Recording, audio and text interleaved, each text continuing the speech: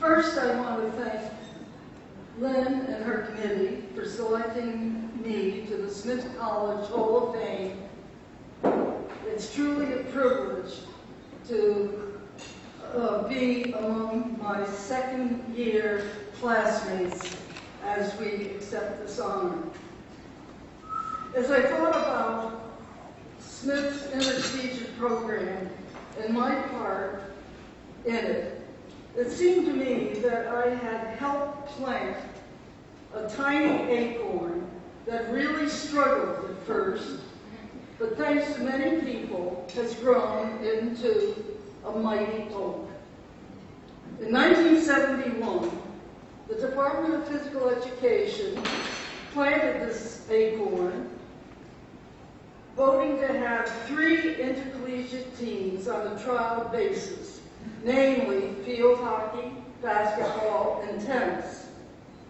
Many of our students were coming to Smith from highly competitive interscholastic programs, and they wanted to be able to continue to compete.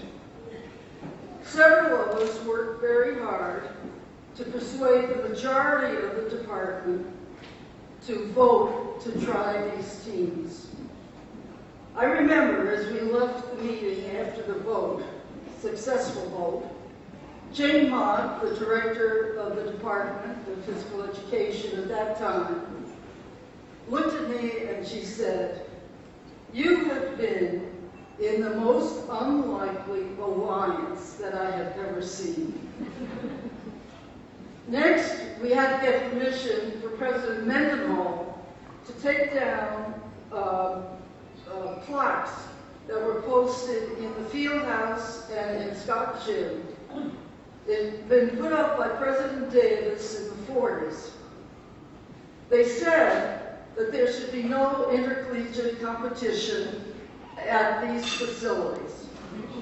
That was the Ainsworth philosophy. Mr. Mendenhall agreed to take down the plaques and to the development of the program, as long as it didn't cost the college any money. Our funds came from the Athletics Association, which received their funds, their money, from the thing that was called blanket tax. I believe it's now the student activities fee.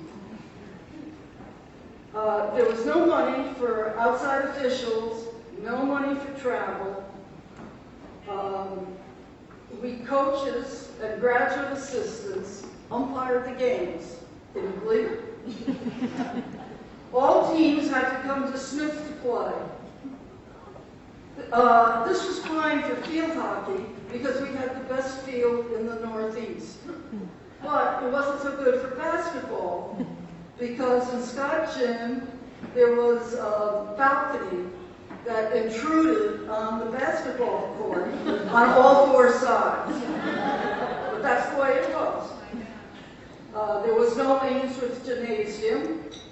And Scott, as I said, had this huge balcony. By the end of that year, the program had proved to be so successful that quickly many other teams were added. One of these was crew, which had a special place in Mr. Mendenhall's heart.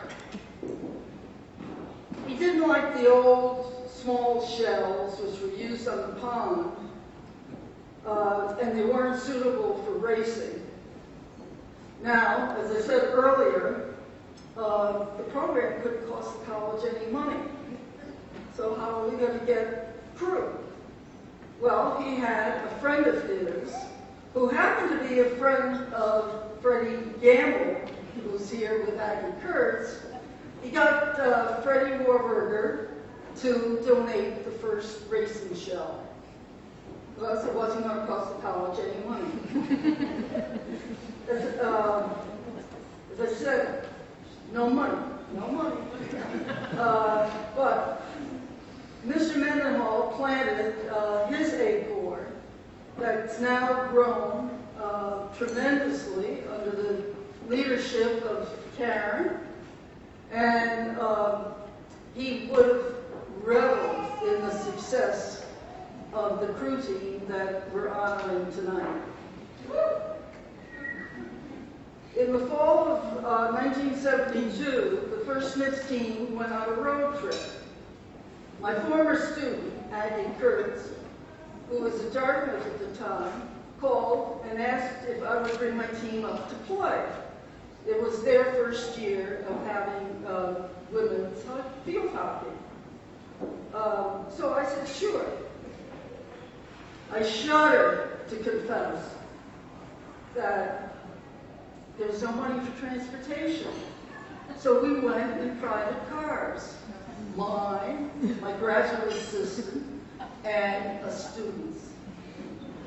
There was no money for gas, no money for food. We just wanted to go. It didn't occur to us. I even called Aggie and said, could we change the game from Wednesday to Friday? Because some of the team wants to stay open for the weekend.